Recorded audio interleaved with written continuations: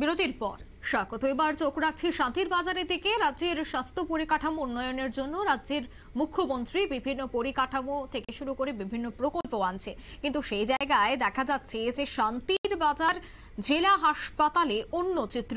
অভিযোগ, অক্সিজেন পরিষেবা একেবারে মুখ থুবড়ে পড়েছে। বিগত 6 মাস যাবৎ এ সমস্ত বিষয়ে জেনেও ধৃতরাষ্ট্রের ভূমিকা পালন করছে হাসপাতাল কর্তৃপক্ষ এবং সেই বিষয়ে এক প্রকার ক্ষোভ উগরে দিচ্ছে এবার রোগী সহ রোগীর আত্মীয় পরিজনরা। রীতিমতো নাজেহাল হতে হচ্ছে রোগীদের। কি বলছেন সংশ্লিষ্টরা এই পুরো ঘটনাকে কেন্দ্র করে শোনাচ্ছি।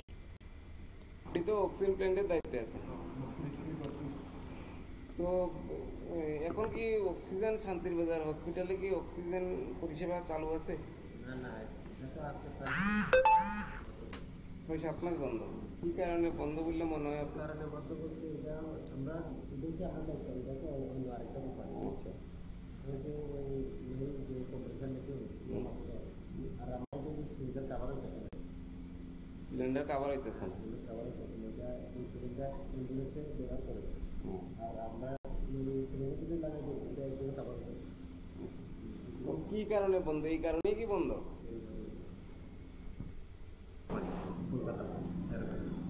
কি কোম্পানি? টেকনোমেট কোম্পানির আন্ডারে।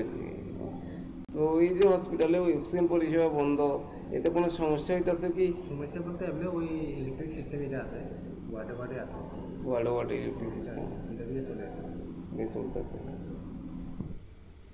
অক্সিজেন প্ল্যান্টের দায়িত্বে থাকা আধিকারিকদের বক্তব্য আপনারা শুনলেন। হাসপাতালে দীর্ঘ 6 মাস যাবৎ নেই অক্সিজেন পরিষেবা, অর্থাৎ মুখ থুবড়ে পড়েছে অক্সিজেন পরিষেবা।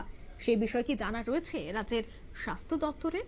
দপ্তর পরিকাঠামোকে কিভাবে আরো উন্নত করা যায় তার জন্য একাধিক প্রকল্প প্রচুর টাকা ব্যয় করছে, কিন্তু সেই জায়গায় শান্তির বাজার হাসপাতাল থেকে এই ছবি রীতিমতো উদ্বেগ বাড়াচ্ছে।